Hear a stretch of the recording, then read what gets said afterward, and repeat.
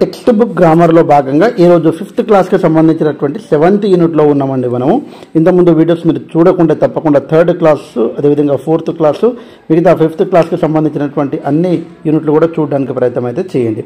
మొదటిసారి వీడియో చూస్తున్నటువంటి ఆస్పిరెంట్స్ ఎవరైతే ఉన్నారో తప్పకుండా లైక్ ఇవ్వండి. మీ నుంచి నేను ఆశించేది లైక్ మాత్రమే. లెజెండ్స్ ఎప్పుడు కూడా లైక్ చేయకుండా చూడరు కాబట్టి టెక్స్ట్ బుక్ గ్రామర్ అనేటువంటిది చాలా చాలా ఇంపార్టెంట్ అండి. మీరు తప్పకుండా లైక్ చేయండి. ఓకే, ఒక్కసారి వీడియోలోకి వెళ్ళిపోయినట్లయితే మెయిన్గా 7th యూనిట్లో ఉన్నటువంటి వొకాబులరీ పార్ట్ ఒక్కసారి చూద్దామండి. మనము ఇక్కడ చూడండి వొకాబులరీ. ఓకే, ఇక్కడ word the meaning I guest, the meaning I got from the dictionary. కాబట్టి కొన్ని లిస్ట్ అనేటువంటిది ఇక్కడ టెక్స్ట్ బుక్లో తీసి రాయండి అనేటువంటి చెప్తూ ఉన్నాడు. ఇలాంటి మనకు అవసరం లేదు కాబట్టి మనకు స్కిప్ చేయొచ్చు. ఇక్కడ ఇంపార్టెంట్ అండి. ఓకే, ఇక్కడ right the following words in the order. చాలా చాలా ఇంపార్టెంట్. మనము కొన్ని వర్డ్స్ ఇచ్చారు. ఇక్కడ మనము డిక్షనరీ ఆధారంగా ఈ వర్డ్స్ అరేంజ్మెంట్స్ అనేటువంటిది ఏ రకంగా ఉంటుంది అనేటువంటిది చాలా చాలా ఇంపార్టెంట్. కాబట్టి అవన్నీ కూడా ఇక్కడ ఇచ్చారండి. ఒకసారి చూద్దామండి. ఓకే, గ్రౌండ్ జీ, బటర్ ఫింగర్స్, హాస్పిటల్, ప్రాక్టీస్డ్. ఇప్పుడు డిక్షనరీలో ఈ పదాలన్నీ కూడా ఇచ్చారు. డిక్షనరీలో ఏ పదం ఫస్ట్ వస్తుంది, ఏ పదం వస్తుందండి ఫస్ట్ ఒక్కసారి మనం చూసినట్లయితే ఏ తోటి స్టార్ట్ అయ్యేటువంటి పదం ఏదైతే ఉందో అది ఫస్ట్ డిక్షనరీలో వస్తుంది. కాబట్టి ఆల్ రైట్, ఆల్ రైట్ ఆర్డర్లో మనకు రాయమంటారు. తర్వాత బి తోటి స్టార్ట్ అయ్యేటువంటిది ఎక్కడైతే ఉందో ఇక్కడ బటర్ ఫింగర్స్. కాబట్టి బటర్ ఫింగర్స్, చచ్చుపడిన వేళ్ళు. తర్వాత సి కన్సోల్డ్ అనేటువంటిది ఇచ్చారు. ఇక్కడ కన్సోల్డ్ ఇది ఇచ్చారండి. కన్సోల్డ్ అంటే డిక్షనరీ చూసేటువంటి విధానము మనకు మెథడాలజీలో కూడా తప్పకుండా ఒక బిట్ వస్తుంది. మెథడాలజీలో కొన్ని పదాలు ఇస్తారు, A B C D. Okay, వరుస క్రమంలో వీటిని అరేంజ్ చేయండి అని అడుగుతుంటారు డిక్షనరీలో. కాబట్టి తప్పకుండా ఇది ఇంపార్టెంట్ అండి. కాబట్టి డైరెక్ట్గా మనం ఆన్సర్ చేయడానికి ప్రయత్నం అయితే చేస్తాము. మెథడాలజీ కూడా చెప్పేటప్పుడు ఈ పాయింట్ను మనము స్పెసిఫిక్గా ఇక్కడ కూడా ఇంట్రడ్యూస్ చేయడం అనేటువంటిది జరిగిందండి. ఓకే, దీని తర్వాత మనము ఇదంతా ఈజీ కాబట్టి తర్వాత సి అయిపోయింది. తర్వాత డీకి సంబంధించినటువంటి పదాలు డ్రాప్డ్ అనేటువంటిది ఇచ్చారండి. ఇక్కడ డ్రాప్డ్. తర్వాత ఈకి ఈజీ అనేటువంటిది ఇచ్చారు. తర్వాత ఎఫ్ అంటే ఫార్వర్డ్ అనేటువంటిది ఇచ్చారు. తర్వాత గ్రోన్డ్ అనేటువంటిది ఇచ్చారు. హెచ్ అంటే హాస్పిటల్ అనేటువంటిది ఇచ్చారు. కాబట్టి ఈ రకంగా మనం రాసుకోవడానికి ప్రయత్నం అయితే చేయాలండి. Okay, no need to discuss about this topic. Okay, grammar అనేటువంటిది ఇంపార్టెంట్, దాని గురించి డిస్కస్ చేద్దామండి. Grammar. Observe the following sentences from the story. I knew I must catch it. ISRO could have done better. I was just under the ball. I should not might. ఇక్కడ underline చేసినటువంటి పదాలు అనేటువంటివి auxiliary verbs అంటాం వీటిని మనము. కాబట్టి ఈ auxiliary verbs అదేవిధంగా మోడల్ వర్బ్స్ అనేటువంటిది అంటాము. ఇవి చాలా చాలా ఇంపార్టెంట్. యూజ్ ఆఫ్ మోడల్స్ అనేటువంటిది ప్రత్యేకంగా వీడియో కూడా చేయడం అనేటువంటిది జరుగుతుంది. కాబట్టి వీటిని ఎక్కడెక్కడ ఉపయోగిస్తాం అనేటువంటిది చాలా ఇంపార్టెంట్. గతంలో టెట్లో వచ్చింది, డిఎస్సిలో వచ్చింది. దాని గురించి ఒక టేబుల్ కూడా ఉందండి. పూర్తిగా తెలుసుకోవడానికి ప్రయత్నం అయితే చేద్దాం. ఒక్కసారి ఇక్కడ చూసినట్లయితే ఫస్ట్ సెంటెన్స్లో మస్ట్ అనేటువంటిది ఎక్స్ప్రెస్ నెసెసిటీ. తర్వాత model must also express obligation. Obligation అంటే ఏంటి? బాధ్యత. రెస్పాన్సిబిలిటీ. ఇది ఎగ్జామ్లో వచ్చినటువంటి బిట్టు. మస్ట్ అనేటువంటిది దేన్ని తెలియజేస్తుంది? ఆబ్లిగేషన్. మస్ట్ అనేటువంటిది డ్యూటీని, మస్ట్ అనేటువంటి డిటర్మినేషన్ని కూడా తెలియజేస్తుంది. కాబట్టి ఈ మూడు కూడా మనము వాడవచ్చు మస్ట్కు.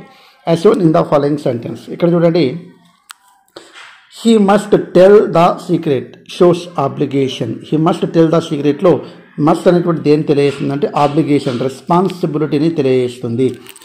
we must look after our parents. our duty. you must look. పేరెంట్స్లో మనము చూసుకోవాలి అనేటువంటిది మన యొక్క డ్యూటీ, బాధ్యత. కాబట్టి ఈ మస్ట్ అనేటువంటిది డ్యూటీని తెలియజేస్తుంది. అదే రకంగా ఐ మస్ట్ కంప్లీట్ అంటే డిటర్మినేషన్, అంటే మస్ట్ కంప్లీట్ అంటే చెయ్యాలి అనేటువంటిది పట్టుదల. మస్ట్ అనేటువంటిది ఇక్కడ డిటర్మినేషన్ను తెలియజేస్తుంది. ఇక్కడనేమో ఆబ్లిగేషన్ అండి, ఇక్కడనేమో డ్యూటీ, ఇక్కడనేమో డిటర్మినేషన్ను తెలియజేస్తుంది మస్ట్ అనేటువంటిది. కాబట్టి మస్ట్ అనేటువంటిది ఆబ్లిగేషన్ను తెలియజేస్తుంది. అనేక ఎగ్జాంపుల్స్ కూడా ఇవ్వడం అనేటువంటి జరిగింది. అవన్నీ చేస్తే ఈజీగా మనకైతే అర్థమవుతుందండి. నెక్స్ట్ మనం చూసినట్లయితే కుడ్ అనేటువంటిది పాజిబిలిటీకు తెలియజేస్తుంది. కుడ్ అనేటువంటిది పొలైట్ రిక్వెస్ట్ కూడా తెలియజేస్తుంది. ఈ రెండు important. First possibility one, second one the polite request. Could you tell me the way to post office. ఈ కుడ్ అనేటువంటిది ఏంది? The could is seek permission. ఎప్పుడైనా కుడ్ అనేటువంటిది, మే అనేటువంటిది, ఇవన్నీ కూడా కెన్ అనేటువంటిది, ఇవన్నీ కూడా ముందులో వస్తే తప్పకుండా సీక్ పర్మిషన్ తీసుకోవడం అంటే అనుమతి తీసుకోవడానికి ఉపయోగిస్తాం. ఓకే, మనందరికీ తెలుసండి. Could I talk to head master, seek permission, నేను హెడ్ మాస్టర్ తోటి మాట్లాడవచ్చా అనేటువంటిది పర్మిషన్. ఇక్కడ క్వశ్చన్ మార్క్ ఉంది కదా, క్వశ్చన్ అనుకున్నారు, పొరపాటు చేశారు. కాబట్టి ఇక్కడ మనకు రిక్వెస్ట్ అనేటువంటిది మనకు పర్మిషన్ తీసుకోవడానికి కూడా ఉపయోగపడుతుంది కుడ్ అనేటువంటిది. ఒకసారి సమ్ మోడల్స్ క్యాన్ కావచ్చు, డేర్ కావచ్చు, మే కావచ్చు, మైట్ కావచ్చు, ఆటోడ్ కావచ్చు, విల్ కావచ్చు, వుడ్ కావచ్చు, షెల్ కావచ్చు, నీడ్ కావచ్చు. ఇవన్నీ కూడా నేర్చుకోవడానికి ప్రయత్నం అయితే చేయాలి. మోడల్స్ చెప్పేటప్పుడు ఇవన్నీ కూడా 1 by 1 చెప్పుకుంటాం, డిస్కస్ చేసుకుంటామండి. ఇక్కడ ఇంపార్టెంట్ ఇట్ ఈస్ లైక్లీ, చూడండి ఇక్కడ it is likely to rain అనేటువంటిది ఇచ్చారు. ఇక్కడ మే ఉపయోగించండి అన్నప్పుడు ఇట్ మే రెయిన్, ఇదంతా తీసేయాలి.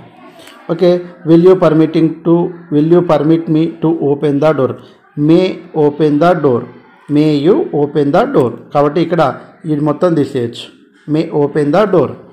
The bus is going to start, ఇక్కడ చూడండి ఈస్ గోయింగ్ టు స్టార్ట్ అనేటువంటి తీసేసి ఇక్కడ విల్ అనేటువంటిది రాసుకోవాలి, ఇక్కడ మే అనేటువంటిది రాసుకోవాలి. Don't touch the live wire, it may kill you, you must kill you, అయిపోయాయి.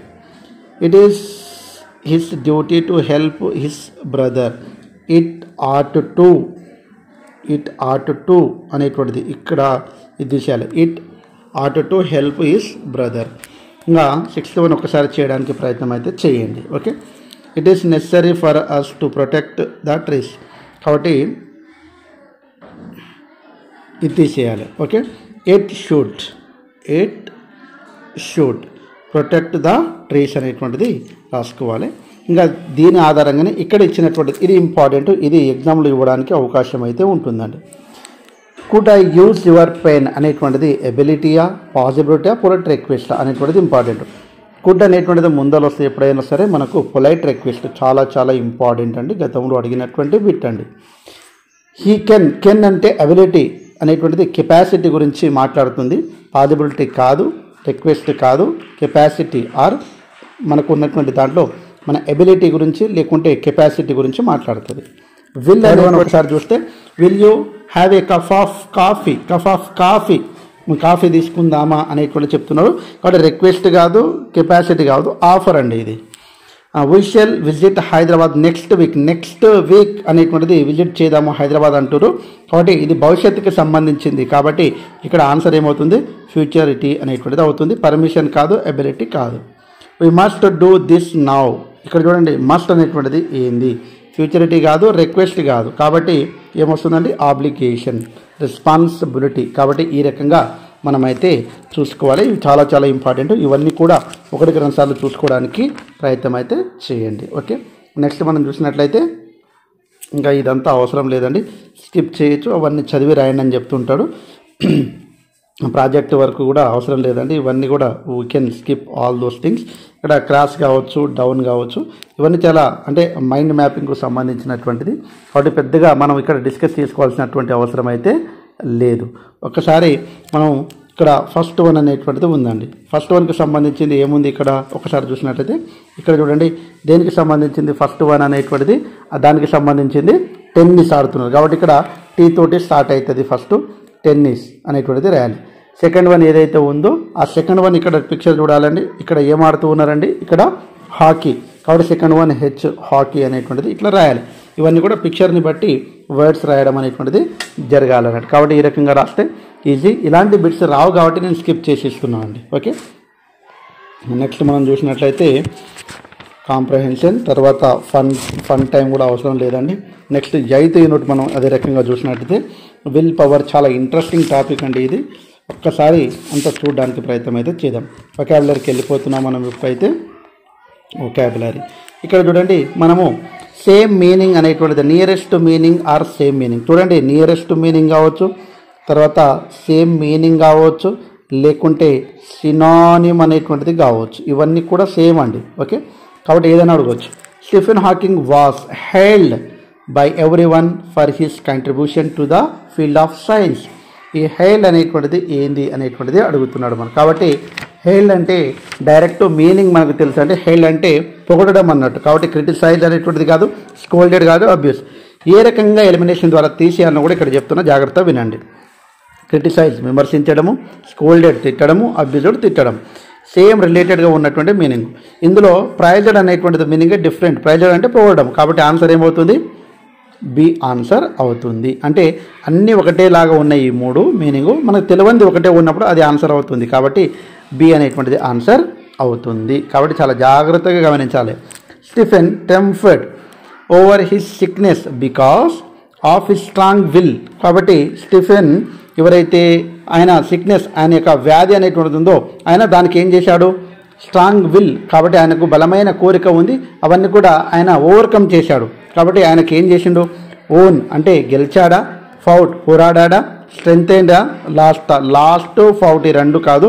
స్ట్రెంగ్తెన్డ్ అంటే మనము ఓవర్కమ్ చేసి ఆయన సక్సెస్ అయ్యాడు, కాబట్టి స్ట్రెంగ్తెన్డ్ కాదండి. ఆన్సర్ ఏమవుతుంది? సెకండ్ వన్ ఏ ఆన్సర్ అవుతుంది. కాబట్టి second one A answer, own అనేటువంటిది ఆన్సర్ అవుతుంది. థర్డ్ వన్ చూసినట్లయితే ద ఇస్రో రిపిటేషన్. రిపిటేషన్ అంటే మనందరికీ తెలుసు అండి, was doubled when successful launched PSLV C-21. It's 100th mission. కాబట్టి నేమ్ అండ్ ఫేమ్ అనేటువంటిది రావాలి. కాబట్టి third one answer name or fame. కాబట్టి ఆన్సర్ ఇది అవుతుంది. నెక్స్ట్ కూడా చాలా చాలా ఇంపార్టెంట్ అండి ఇవన్నీ కూడా. Find out the singular and plural of the words. నేను పార్ట్స్ ఆఫ్ స్పీచ్ అనేటువంటిది వీడియో ఈరోజు అప్లోడ్ చేశాను. సింగులర్ ప్లూరల్ అనేటువంటిది ఒక టేబుల్ ఉందండి. ఆ సింగులర్ ప్లూరల్ తప్పకుండా ఒక బిట్ ఇక్కడ నుంచే వస్తుంది. అంటే ఇక్కడ కొన్ని ఇచ్చారు, మనకు చాలా వర్డ్స్ అనేటువంటిది ఉన్నాయి. అవన్నీ కూడా క్లియర్ కట్గా తెలుసుకోవడానికి ప్రయత్నం అయితే చేస్తాము. జనరల్ ఇంగ్లీష్ గ్రామర్ ఈ టాపిక్ అనేటువంటిది మీకు రేపు అప్లోడ్ చేస్తాను చెప్పి. ఓకే, ఇక్కడ సింగులర్స్ ఇవన్నీ కూడా, ఇక్కడ ప్లూరల్ ఫోనోమినాన్ అనేటువంటిది ఉంది. దానికి ప్లూరల్ అనేటువంటిది ఫోనోమినా. తర్వాత ఫార్ములా, ఫార్ములే ఏంటండి? ఫార్ములే అనేటువంటిది ప్లూరల్. లైట్, హైట్, హైట్కు మనకు హైట్స్ అనేటువంటిది ప్లూరల్ అండి. హైట్స్ ఇది కామన్గా వస్తుంది మనకు. తర్వాత క్రైసిస్ అంటే క్రైసిస్ అనేటువంటిది ప్లూరల్ అండి, SCS. ఓకే, ఇక్కడ SIS. Height, heights. Formula, formulae. తర్వాత ఫోనోమినాన్ అంటే ఫోనోమినా అనేటువంటిది ప్లూరల్. ఇవి ఇంపార్టెంట్ సింగులర్ ప్లూరల్, అవన్నీ కూడా చూడడానికి ప్రయత్నం అయితే చేయండి. ఇంకా ఆపోజిట్ వర్డ్స్ అనేటువంటిది ఇంపార్టెంట్ అండి. ఎబిలిటీ అనేటువంటి దానికి opposite word to disability. Disability. Next better అనేటువంటి దానికి వర్స్. వర్స్ అంటే బెటర్ అంటే మంచిది, వర్స్ అంటే చెడ్డది. ఎబిలిటీ అనేటువంటిది కామన్గా ఎబిలిటీ అంటే మనలో ఉన్నటువంటి శక్తి, డిసెబిలిటీ అంటే లేనటువంటిది. తర్వాత డిక్రీజ్ తగ్గడము, ఇంక్రీజ్. కరేబుల్, ఇన్కరేబుల్. తర్వాత రిగ్రెస్, ప్రోగ్రెస్. ఆపోజిట్ అండి. రిగ్రెస్ అంటే ప్రోగ్రెస్ అంటే అభివృద్ధి లేకపోవడానికి రిగ్రెస్ అంటారు. ఈజీ డిఫికల్ట్ కష్టతరమైనటువంటి. Permit, prevent. Crushable, uncrushable. ఇవన్నీ కూడా ఈజీ మీనింగ్స్ అండి. ఆపోజిట్ వర్డ్స్ అంటే సినానిమ్ అన్నా యాంటోనిమ్ అన్నా తప్పకుండా అడగడానికి అవకాశం ఉంటుంది ఎగ్జామ్లలో. నెక్స్ట్ జెండర్ ఆఫ్ నౌన్స్ అనేటువంటిది కూడా ఇంపార్టెంట్. వీటి నుంచి కూడా నౌన్స్లో మనకు బిట్టు రావడానికి అవకాశం ఉంది, కాబట్టి వీటి గురించి పూర్తిగా తెలుసుకుందాం. Words used for male animals, boys and men are called masculine gender nouns. మేల్కు సంబంధించినటువంటి, బాయ్స్కి సంబంధించి, మెన్కి సంబంధించినటువంటి నేమ్స్ వస్తే మస్కులైన్ జెండర్ అంటారు. అదేవిధంగా ఇక్కడ సన్, SON సన్ కొడుకు, కింగ్ రాజు, బ్రదర్, ఇవన్నీ మేల్కి సంబంధించినటువంటి నౌన్స్, కాబట్టి వీటిని మస్కులైన్ జెండర్ నౌన్స్ అంటారు. ఫీమేల్ యానిమల్స్కి సంబంధించింది, గర్ల్స్ ఉమెన్స్కి సంబంధించింది ఫెమినైన్ జెండర్ అంటారు. ఫెమినైన్, ఇక్కడ ఫెమినైన్ అంటే ఫీమేల్, మెన్ సంబంధించింది అంటే మస్కులైన్. ఇట్లా మనకు ఐడియా పెట్టుకోవాలి. తర్వాత డాటర్ కూతురు, క్వీన్ రాణి, సిస్టర్ అక్క లేదా చెల్లి, ఇవన్నీ కూడా ఫెమినైన్ జెండర్స్. చూడండి, used for both males or ఫీమేల్స్కు వాడబడేటువంటి జెండర్ని కామన్ జెండర్ అని పిలుస్తారండి. ఆ కామన్ అంటే రెండింటిని కలిపి. చైల్డ్ అంటే అందులో మేల్ ఉండొచ్చు, ఫీమేల్ ఉండొచ్చు. డాక్టర్ అంటే ఫీమేల్ ఉండొచ్చు, మేల్ ఉండొచ్చు. కజిన్ అంటే కజిన్ బ్రదర్ కావచ్చు, కజిన్ సిస్టర్ కావచ్చు. ఇవన్నీ కూడా common gender. Okay, easy. Throughout life or the set to be the neuter genders. Neuter gender అంటే నాన్ లివింగ్ థింగ్స్. టేబుల్ కావచ్చు, ఫ్యాన్ కావచ్చు, కార్ కావచ్చు, ఇవన్నీ కూడా న్యూటర్ జెండర్ అని చెప్పడం జరుగుతుంది. 4 రకాలు. మస్కులన్ అంటే ఎం అనేటువంటి, ఫిమేల్ అంటే ఫీ అనే ఎఫ్ అనేటువంటిది. కామన్ అంటే రెండింటికి కామన్గా ఉండేటువంటి నౌన్స్. అదేవిధంగా నాన్ లివింగ్ థింగ్స్ ఉంటే వాటిని న్యూటర్ జెండర్, తటస్థంగా ఉన్నటువంటి నౌన్స్. ఒక్కసారి ఇక్కడ ఇచ్చాడు, వాటిని మనము masculine gender, feminine gender, common gender, neuter gender అనేటువంటిది ఇక్కడ ఈ టేబుల్లో ఉన్నటువంటివి ఐడెంటిఫై చేయమంటుండు. ఇక్కడ women, hero, teacher, husband, lion, book, heroine, singer, ఇవన్నీ ఉన్నాయి. నేను ఏం చేస్తానంటే ఫస్ట్ ఫిమినైన్కి సంబంధించింది చెప్తున్నా. ఫస్ట్ ఫిమినైన్ ఉమెన్ ఉంది, ఓకే, ఉమెన్ రాస్తున్నా. వైఫ్ ఉంది, వైఫ్ రాస్తున్నా. తర్వాత ఇంకేముంది, అది పీహెన్ అనేటువంటిది ఉంది. తర్వాత హీరోయిన్, ఇవన్నీ ఫిమినైన్ జెండర్కు. కామన్ జెండర్కు లాయర్ ఉందండి పైన, లాయర్. తర్వాత కామన్గా ఉండేటువంటి స్టూడెంట్ కావచ్చు, అదేవిధంగా టీచర్ కావచ్చు. నెక్స్ట్ బేబీ అంటే గలాబాయ లేదు. తర్వాత సింగర్ కావచ్చు. ఓకే, తర్వాత న్యూటన్ జెండర్ చూసినట్లయితే కామన్గా ఇక్కడ masculine gender lion, masculine gender. Father masculine gender. తర్వాత హీరో మస్కులైన్ జెండరు. ఫాక్స్, తర్వాత హస్బెండ్. మిగిలినవి తప్పకుండా అవన్నీ న్యూటర్ జెండర్ అవుతాయి. వీలైతే ఇక్కడ స్పూన్ కావచ్చు, బుక్ కావచ్చు, తర్వాత షర్ట్ కావచ్చు, తర్వాత పెన్సిల్ కావచ్చు, ఇవన్నీ పైన ఉన్నాయండి. బ్యాగ్ కావచ్చు, తర్వాత మిల్క్ మేడ్ కావచ్చు, పాలపిట్ట. Okay, these are called genders. కాబట్టి ఇవన్నీ కూడా జెండర్స్కు ఎగ్జాంపుల్ అవుతాయి. ఇంపార్టెంట్ అండి. వీటికి సంబంధించింది కూడా సపరేట్గా వీడియో చేయడానికి ప్రయత్నం అయితే చేద్దామండి. నెక్స్ట్ మనం చూసినట్లయితే కన్వెన్షన్ ఆఫ్ రైటింగ్ అనేటువంటిది ఇంపార్టెంట్ అండి. Use capital letters, full stop, comma, spelling and inverted commas. చూడండి, నితిన్, జగన్. ఇక్కడ 2 పేర్లు డివైడ్ చేయాల్సింది ఏంటంటే కామతోటి. కాబట్టి Nitin, Jagan and Manisha went to the pet store. Okay, Nitin bought not, spelling పోయిందండి. Big bag food for his dog.